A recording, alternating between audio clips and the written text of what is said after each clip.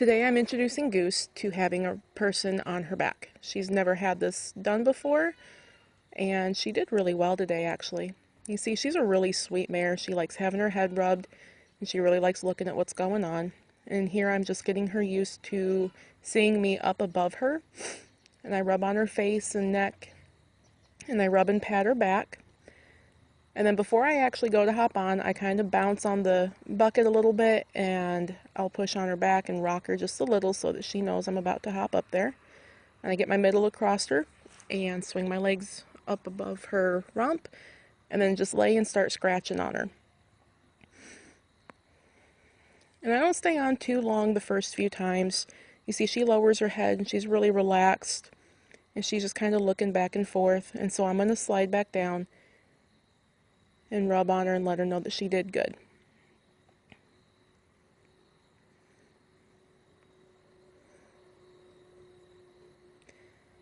I go through this several times, getting up there, rubbing on them, and then hopping back down. I don't want them to have enough time in the beginning to think about whether or not they need to be worried. I want to hop up when they're relaxed and hop right back down if they stay relaxed, and then I'll start staying up a little bit longer. The same thing is with the saddle.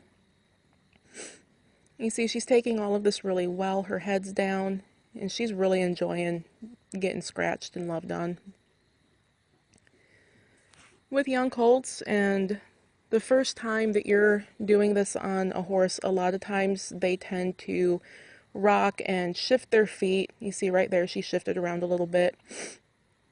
And that's nothing to worry about too much. If they go to walk off, I will correct that. But just shifting their feet and rocking, she's going side to side and kind of back and forth. That's really normal. And they're just trying to figure out how to balance with a person on their back and figuring out where to put their feet and where it's comfortable. You see, she cocks a leg and her whole body rocks to the side. And so I go ahead and just slide off along with that motion. And I'm just going to hop back on her. And so I'm going to lay up there and rub on her and scratch her. And I try and keep my hands moving. And I rub all over her shoulders, and I rub down her sides and rub her barrel and down her chest. And I want my hands to be curry combs and just be scrubbing all over her and letting her know that this is okay. You see, she keeps putting her head down. She actually did really, really well today. I was super happy with her.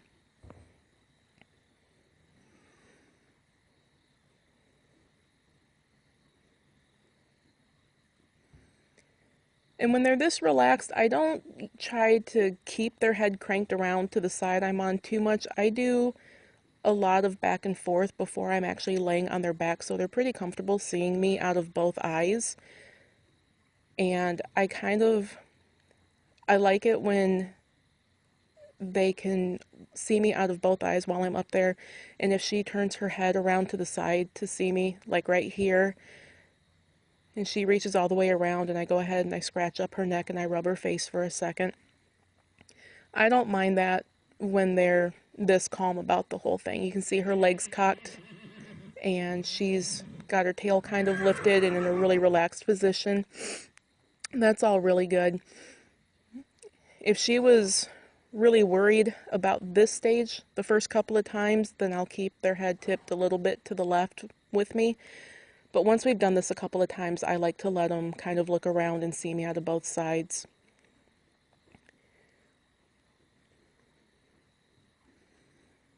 There, she puts her head way down. She's more interested in what might be on the ground than me being on her back, so I go ahead and slide off. And I'll step back here in a second, and she'll draw to me. And I give her a scratch on the head and rub her neck and give her a hug. And she did phenomenal today. I was really, really pleased with her.